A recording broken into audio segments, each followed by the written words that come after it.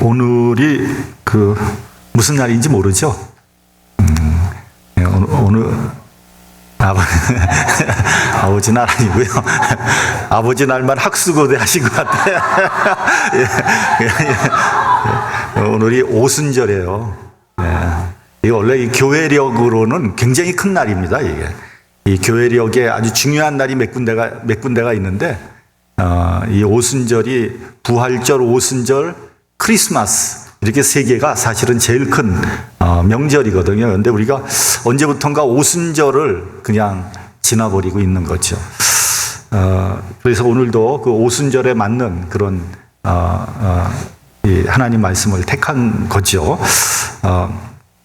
우리가 본문을 보면 주님께서 제자들에게 나의 평안을 너희에게 준다고 그렇게 말씀을 하셨습니다. 이 평안은 세상이 주는 것과 같지 않다. 저는 그 신앙생활을 하면서 뒤늦게, 처음엔 잘 몰랐어요. 근데 뒤늦게 깨달은 것이 있어요. 뭐냐면 신앙생활 하면서 내가 가질 수 있는 가장 큰 혜택이 뭐냐? 첫째는 자유입니다. 자유. 둘째는 평안이에요. 평안.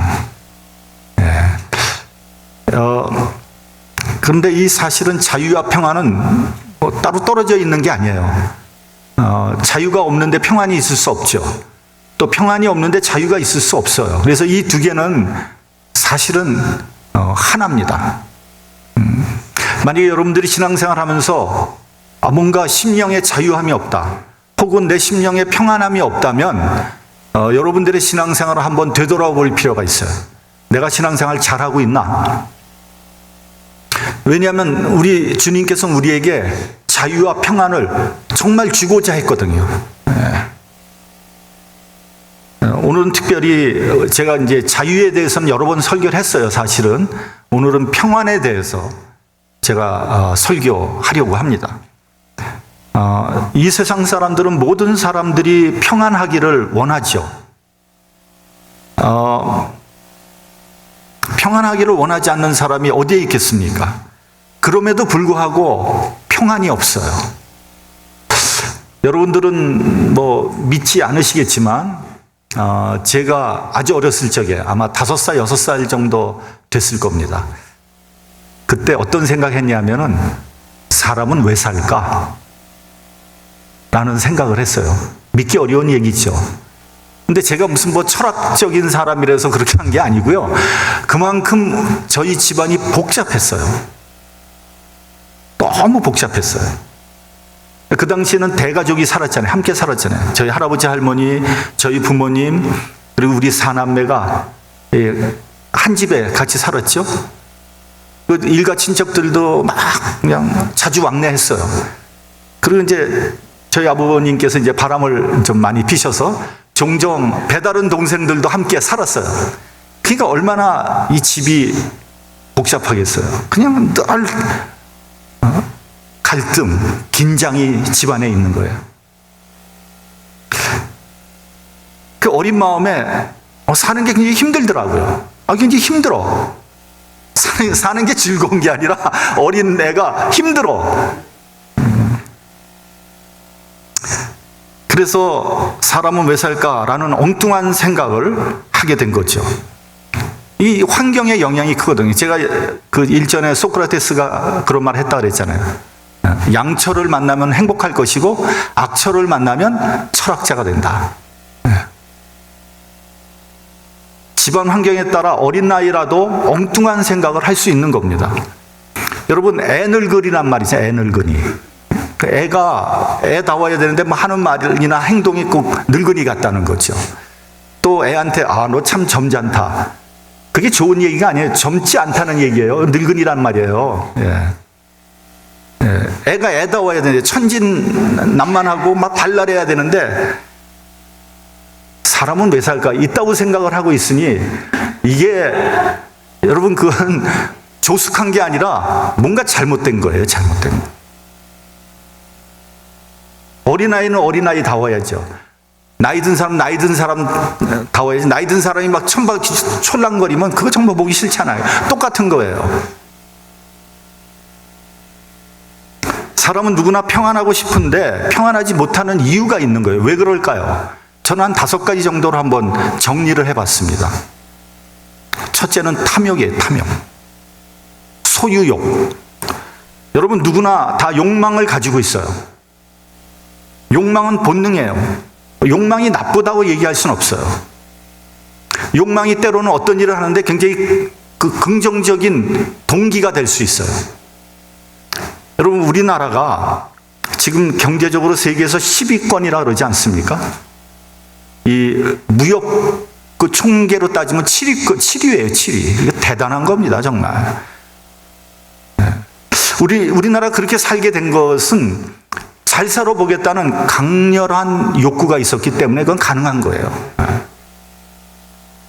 그래서 1960년대 개인당 국민소득이 뭐 $100 이하였다 그러잖아요. 65달러 뭐 이 정도 됐다는 거예요. 세계 최빈국이었는데 지금 개인당 국민소득이 3만 불이 넘어가는 선진국 대열에 들어간 거 아닙니까? 유일하게 전 세계에서 후진국에서 선진국 들어간 나라는 대한민국이 유일합니다. 왜 그러느냐? 그게 잘 살아보겠다는 본능 때문에 소유욕, 탐욕, 좀 나쁘게 하면 탐욕 때문에 그렇게 된 것이다 하는 거죠. 그래서 지금 그렇게 잘 사는데 평안합니까? 행복합니까? 만족합니까? 아닌 것 같아요. 그 어느 때보다도 못 살겠다고 아우성해요. 제가 보기에는 우리나라가 단군 이래 지금처럼 잘 사는 적은 없었어요. 그런데 사람들은 단군 이래 지금처럼 살기 어려운 적은 없었다. 이렇게 얘기를 한단 말이죠.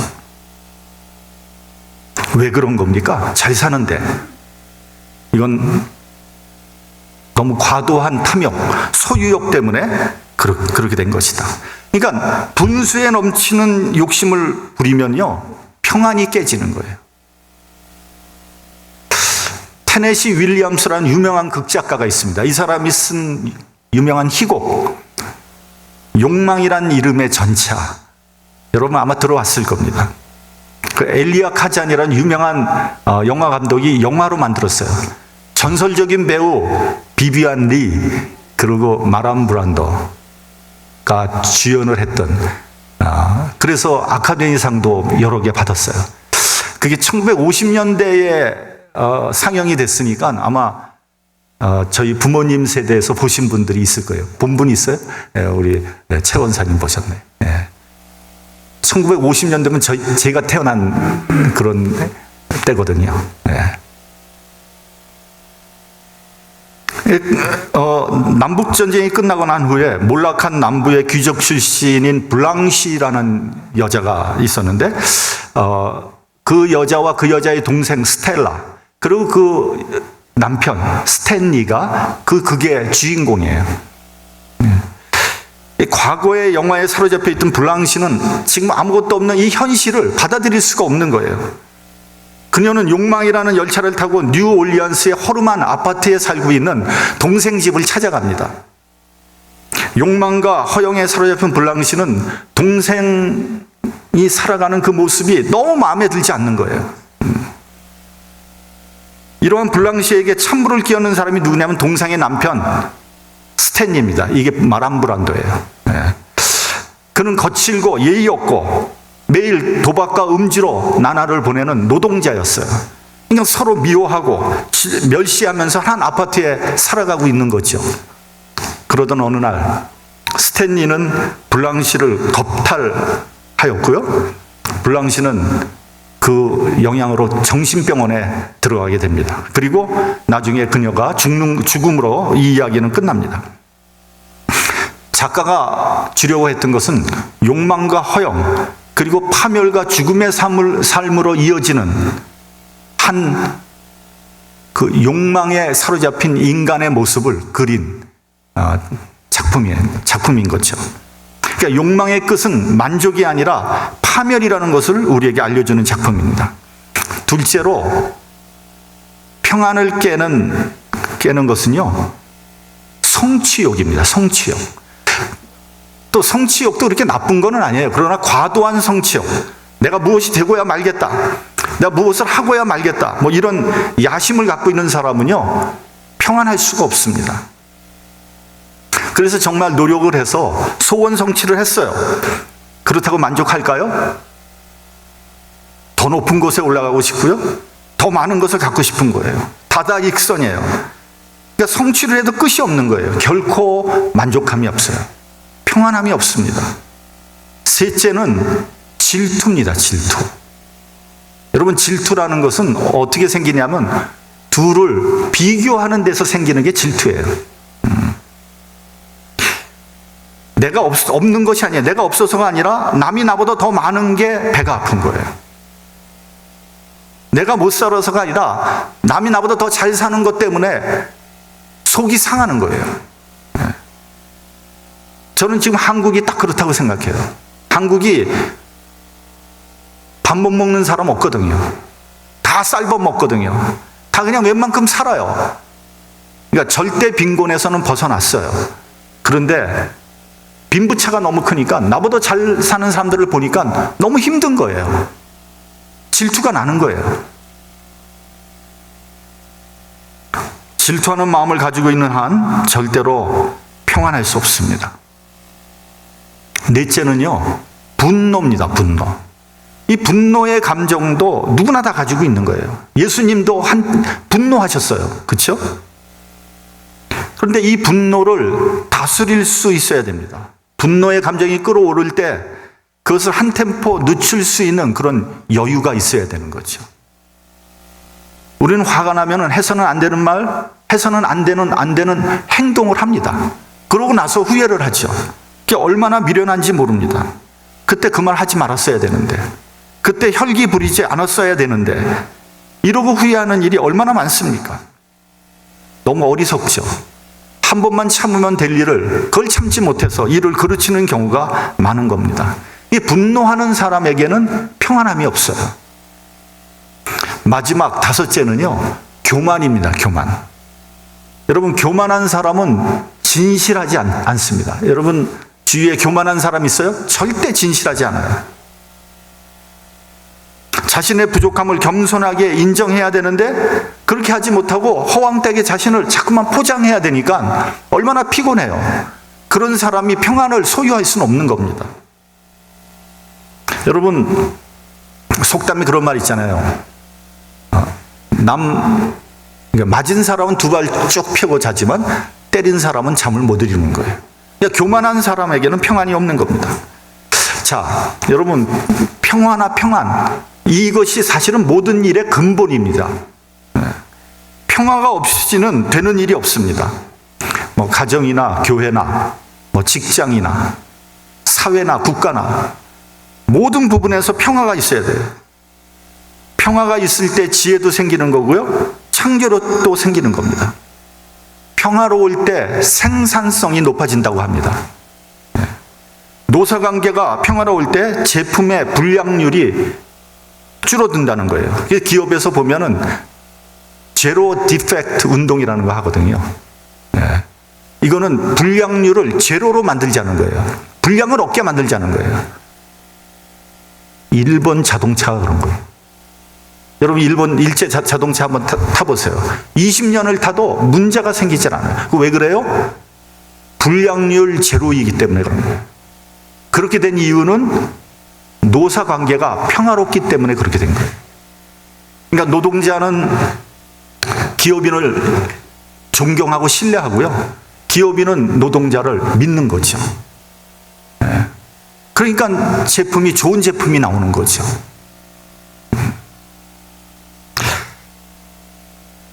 우리나라 경제에 문제들이 많은데 굉장히 심각한 문제가 뭐냐면 노사 문제거든요.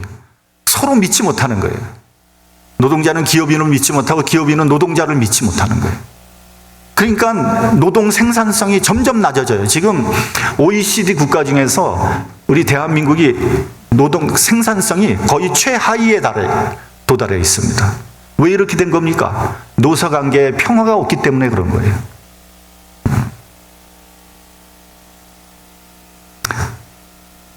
여러분, 가정도 마찬가지입니다. 가정에서 평화가 없을 때 어떤 일이 일어납니까? 즐거운 우리 집이 아니라 지옥과 같은 우리 집이 되는 거죠. 부모는 다투고요. 자녀들은 상처받습니다. 여러분, 교회가 평화롭지 못하면 어떻게 돼요? 되는 일이 없어요.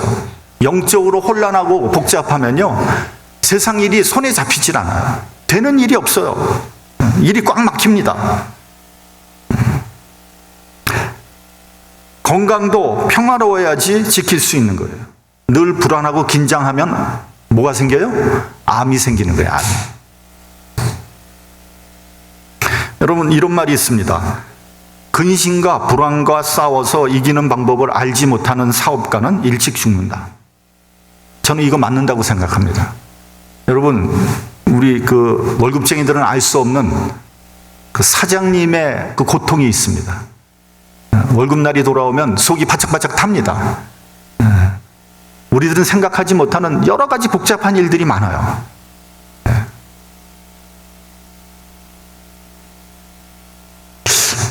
그런데 이런 근심이나 불안을 극복할 수 있는 정신적인, 내적인 능력이 없으면 어떻게 되겠어요? 그걸 감당하지 못하면 매일 잠 못 자고 고민하고 술 퍼마시고 뭐 이러면은 그 사업가가 오래 살겠습니까? 일찍 죽는 거죠. 제가 그 목회가 한참 어려울 때 늘 불안하더라고요. 늘 불안한 거예요. 오늘 이번 주일은 교회 가면 또 무슨 일이 생길까? 또 누가 주책을 부릴까?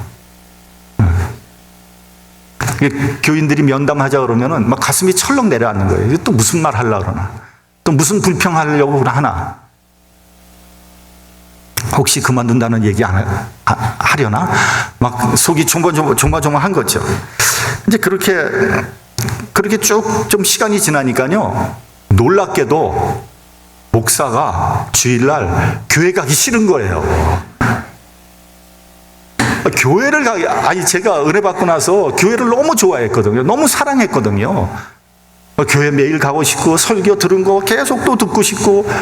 근데 목사가 되고 난 다음에 교회 가기 싫으면 이거 어떻게 되는 겁니까, 이게 지금? 그러니까 목사 꼴이 말이 아닌 거예요.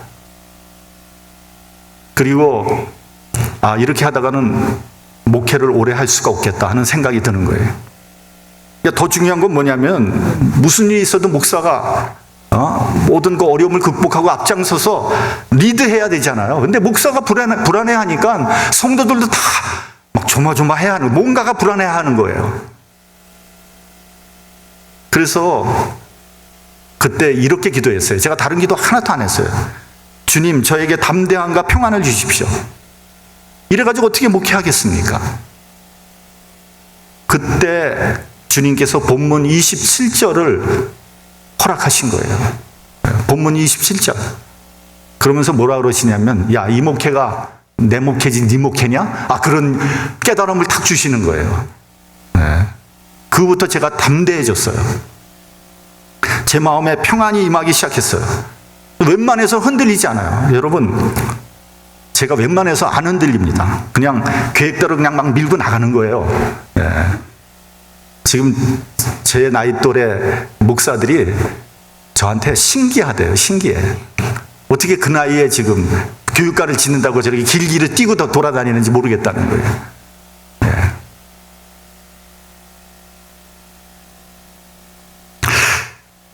그렇다 그래가지고 제가 가끔씩 저도 좀 불안해요, 사실은. 가끔 불안한데, 그러면 이렇게 기도합니다. 이 목회가 제 목회입니까? 주님의 목회지. 주님 알아서 하세요. 나 모르겠습니다. 그러면 다시 담대해지는 거예요. 평안해지는 거예요. 이 얘기가 뭐냐 하면요, 주님께서 우리에게 평안을 주실 때 내가 평안을 얻을 수 있다는 거예요. 내가 아무리 평안하려고 노력해도 안 돼요. 주님께서 주셔야 되는 거예요. 본문 27절을 같이 봉독하겠습니다. 27절. 자, 시작. 평안을 너희에게 끼치노니 곧 나의 평안을 너희에게 주노라. 내가 너희에게 주는 것은 세상이 주는 것 같지 아니하리라. 너희는 마음에 근심도 말고 두려워하지도 말라. 그러니까 주님이 주는 평안은 세상이 주는 것과 다르다 그랬어요. 무엇이 다를까요? 어떻게 다를까요? 저는 근본적으로 이 세상은 평안을 줄 수 없다고 생각을 합니다. 세상이 주는 평안은요, 가짜, 사이비 평안이에요. 그러니까 평안이 온 것 같아요. 딱 잡은 것 같은데 어느새 보면 평안이 저 멀리 가 있는 거예요. 마치 신기루와 같은 거예요. 그래서 세상에는 평안이 없는 거예요.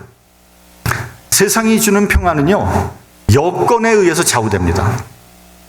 돈이 없으면 돈이 있어야 되고요, 지위가 낮으면 지위가 높아져야 되는 거예요.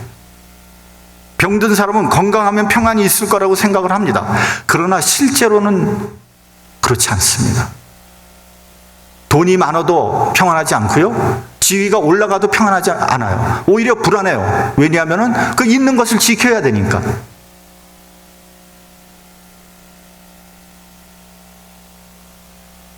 건강하다고 다 평안합니까? 아니거든요. 그러니까 그 평안은 가짜 평안이에요. 주님께서 주시는 평안은 여건이 아니라 관계에 기초합니다.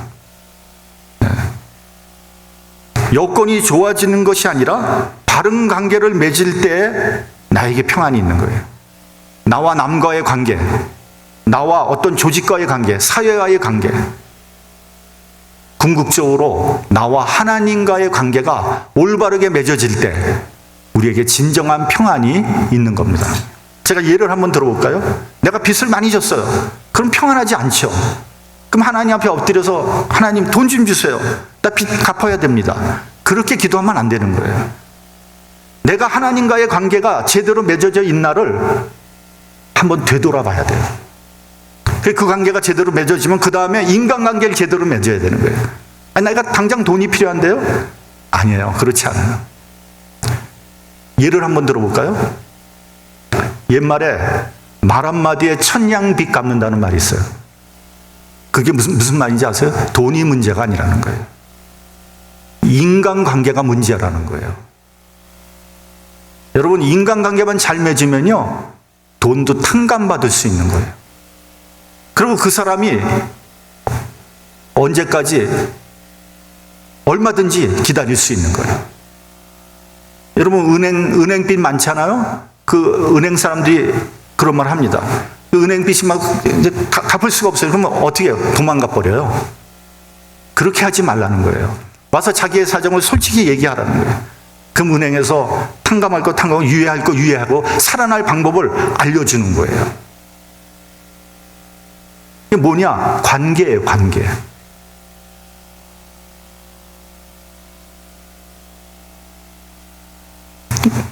가장 중요한 건 하나님과의 관계를 잘 맺을 때 평안함이 있는 거예요. 그러니까 죄인은 아무리 여건이 좋아도 불안해요. 근데 의인은 어떠한 여건에서도 평안할 수 있는 겁니다. 둘째는 세상이 주는 평안은요, 눈에 보이는 것에 의존하는 거예요. 그러나 하나님께서 주시는 평안은 하나님의 약속에 의존하는 겁니다. 아무것도 없어도 하나님 약속만 내가 믿으면 족하는 거예요. 하나님께서 지켜주시고 인도해 주실 것을 믿기 때문입니다. 그런 사람은요, 입에서 감사가 끊이질 않는 거예요. 밥 먹을 때도 진짜 감사하고요, 아침에 깨어나도 감사하고요, 하루 종일도 감사하고, 잠자리에 누울 때도 감사한 거예요. 자녀들도 하나님께서 책임져 주실 것을 알고 감사하는 거예요. 제가 제처하고 이제 뉴욕에서 왔잖아요. 오면서 마음이 굉장히 무거운 거예요. 왜 그러냐면 어린애는 2명 있지. 하나는 갓난애고 하나는 3살. 정신 하나도 없어요. 그리고 부부 둘은 그냥 아침부터 나가서 일하러 나가. 아니, 그 애는 도대체 누가 봐. 그래가지고 그냥 또 애를 보는 또 유모를 또 이렇게 인터뷰하고 하이어했잖아. 뭐 마음이 안 된 거예요. 그 유모 흑인 아줌마인데 잘 볼까? 혹시 그냥 애 운다고 꼬집지 않을까? 뭐 이런. 근데 여러분, 하나님을 믿으니까, 하나님께서 보호해 주실 걸 믿으니까 평안할 수 있는 거예요.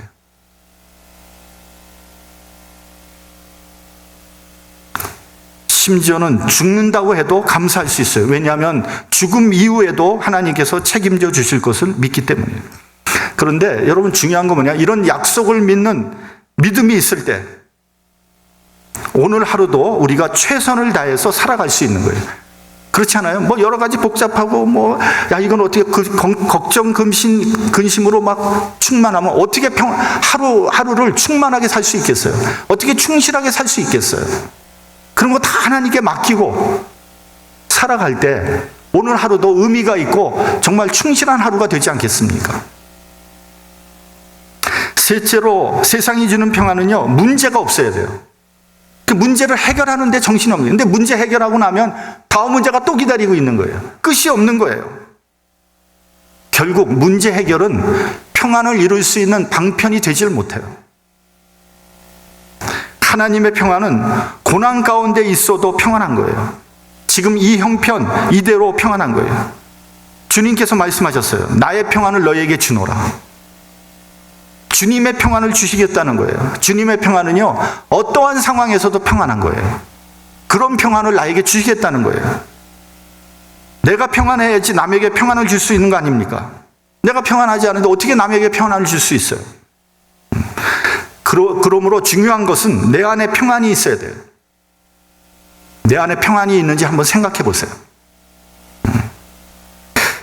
여러분, 목사도 기쁘고 평안하고 충만할 때 여러분들에게 그 평안과 그 기쁨이 전달되는 거죠. 맨날 목사가 인상 쓰고 있고 괜히 막 근심에 빠져 있고 말이죠. 불안해하면은 여러분들 어떻겠어요? 심란하지 않겠어요? 여러분, 아버지가 맨날 막 머리 싸매고 있고 말이죠. 신경질만 내고 그러면은 자식들이 평안하겠어요? 심란하죠. 근데 여러분, 오늘 이 본문의 상황을 한번 상상을 해보십시오. 이 본문이 어떤 상황인지 아세요? 이게 마지막 만찬이에요. 마지막 만찬. 제자들과 마지막 만찬 하면서 지금 말씀하시고 있는 거예요. 내일이면 십자가 져야 돼요. 주님께 다 알고 계세요. 부조리와 굴욕, 모순과 무자비한 죽음이 기다리고 있는 거예요. 이 긴박하고 처절한 시간에 제자들에게 평안을 주시겠다 그러는 거예요. 여러분, 제자들은 어떻습니까? 그 중에 가룟 유다는 스승을 배반하고 팔아 넘겼잖아요. 그리고 수제자라는 베드로는 주님을 저주하고 부인할 거예요. 내일이면 주님을 모른다고 부인하고 도망칠 위인이 지금 주님 앞에서 큰 소리 치고 있잖아요. 다 주님을 버릴지라도 나는 절대로 주님을 떠나지 않겠나이다. 죽기까지 주님을 따르겠습니다. 그 말을 하는 얼굴을 바라보는 주님의 마음은 어땠을까요? 그래서 주님께서 이렇게 말씀하셨잖아요. 내가 진실로 진실로 내게 이르노니 닭이 울기 전에 네가 나를 3번 부인하리라. 이 말은 무슨 말이냐면 속된 말로 이 세상에 믿을 놈 하나도 없다는 거예요. 제가 설교에서 몇 번 말씀드렸죠? 사람 믿지 마세요. 사람 믿었다가는 큰 코 다칩니다. 그래도 저 사람은 참 성실하고 믿을 만한 사람, 믿지 마세요. 항상 내 뒤통수를 치는 사람은요, 나하고 제일 가까운 사람이에요. 제가 뭐 불신풍조를 조장하자는 게 아니에요. 사람은 믿을 대상이 못 된다는 거예요. 사람은 사랑할 대상이지. 우리가 믿을 대상은 하나님 한 분밖에 없는 거예요. 네. 하나님을 믿어야지 왜 사람을 믿습니까? 10길 물속 알아서 한 길 사람 모른다 그러잖아요. 부부끼리 한번 옆에 있는 사람 한번 바라보세요. 믿을만 합니까?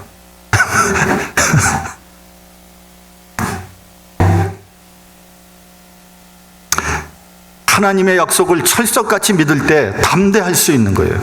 그리고 어떠한 고난 속에서도 평안할 수 있는 겁니다. 우리 본문 30절을 봉독하겠습니다. 본문 30절. 자, 시작. 이후에는 내가 너희와 말을 많이 하지 아니하리니 이 세상 임금이 오겠습니다. 그러나 저는 내게 관계할 것이 없으니. 세상 임금이 온다는 거예요. 왜 옵니까? 예수님은 십자가에 못 박으러 오는 거죠. 그런데 예수님께서 이상한 말씀을 하시는 거예요. 저는 내게 관계할 것이 없다. 그럼 이게 무슨 말입니까? 아니, 지금 세상 임금이 예수님 죽이려고 오는데 저 마귀는 나하고 아무 상관없다는 거예요. 이게 무슨 의미일까요? 이거는요, 세상 임금 마귀의 괴계 때문에 예수께서 십자가에 고난을 당하는 것이 아니라는 거예요. 가룟 유다가 예수님을 배반했기 때문에, 그리고 제자들이 다 예수님 버리고 도망갔기 때문에 예수께서 할 수 없이 십자가에 매달린 것이 아니라는 거예요. 본디오 빌라도가 예수님을 죽인 것도 아니고요, 유대인들이 예수님을 죽인 것도 아니에요. 사실 유대인이 예수님을 죽였다는 이 문제 때문에 그들은 유럽에서 엄청난 고난을 당했죠. 중세 유럽에서 유대인들은 땅 한 평도 소유할 수가 없었어요. 땅을 살 수가 없었어요. 주질 않아요. 팔질 못해. 그리고 직업도 택할 수가 없는 거예요. 유대인들이 할 수 있는 유일한 일은 뭐예요? 이자놀이. 왜냐하면 중세 유럽인들은 성경에서 이자를 받지 말라 그래가지고 돈놀이를 할 수가 없었어요. 그 돈놀이를, 돈 꽂고 돈 이자 받는 거는 유대인들이 다 한 거예요. 그래서 유대인들이 이 돈놀이를 발전시켜서 은행이라는 제도를 시작하게 된 거예요. 그래서 지금 세계 금융 자본의 대부분을 유대인들이 소유하고 있는 이유가 거기에 있는 겁니다. 이 사람들의 그 이자놀이는 수백 년 된 거거든요. 네.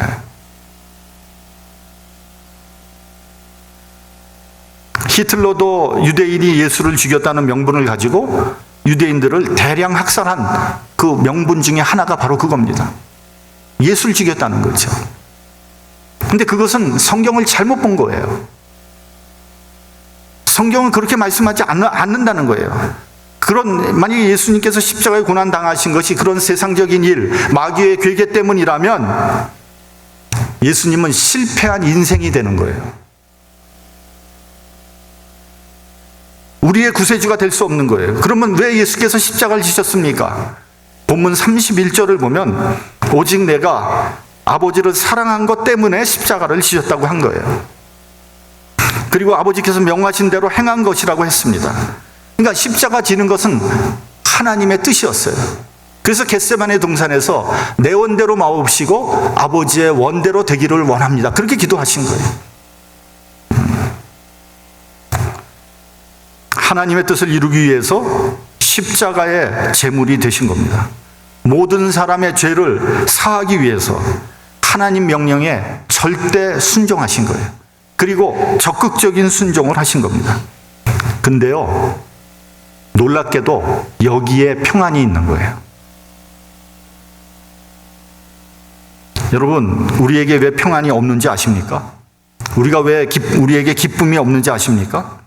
하나님께 순종하지 않았기 때문에 그런 거예요. 하나님의 말씀을 거역하였기 때문에 평안과 기쁨이 없는 겁니다. 하나님 뜻을 어기면서 내 욕심대로 살았고요, 그리스도인이라면 가지 말아야 할 길을 갔기 때문에 불안한 거예요. 여러분 마음속에 불안함이 있다면, 근심이 있다면 왜 그런지 아세요? 주님의 말씀을 어겼기 때문에 그런 거예요. 주님의 말씀에 순종하면 여러분 진짜 기쁨과 평안을 누릴 수 있는 거예요. 그렇다면 우리가 주님의 평안을 어떻게 소유할 것인가를 우리가 알아야 되죠. 본문 26절을 보면요, 보혜사 성령이 임하시면 그가 너희에게 모든 것을 가르치고 내가 너희에게 말한 모든 것을 생각나게 하신다고 했어요. 성령을 받아야 되는 거예요. 내 마음의 문을 열고 내 죄를 회개하고 성령이 임하기를 간구하면 성령께서 틀림없이 여러분들의 심령 가운데 임하십니다. 수많은 사람들이 경험을 했고 저도 경험을 했어요. 성령이 임하면 이 세상이 줄 수 없는 기쁨과 평안을 소유할 수가 있어요. 그러면 여러분들은 하나님 명령에 순종할 수 있고요, 하나님의 뜻을 알 수 있고 하나님의 그 십자가의 사랑을 깨달을 수 있게 되는 거예요. 성령 받지 못하면요, 예수께서 십자가에 죽으신 거 나하고 아무런 상관이 없어요. 아무런 감동도 없어요. 그래서 그게 나하고 어떻게 된 일이야? 아무 느낌도 없어요. 성령을 받아야지만 이 놀라운 하나님의 계획, 하나님의 사랑을 깨닫게 되는 거예요. 성령이 임하면요, 죄와 죽음의 문제까지도 해결받을 수 있는 겁니다. 성령 충만함으로 이 세상을 이기고 하나님의 뜻에 순종하는 저와 여러분이 되시기를 주님의 이름으로 축원합니다. 기도하겠습니다.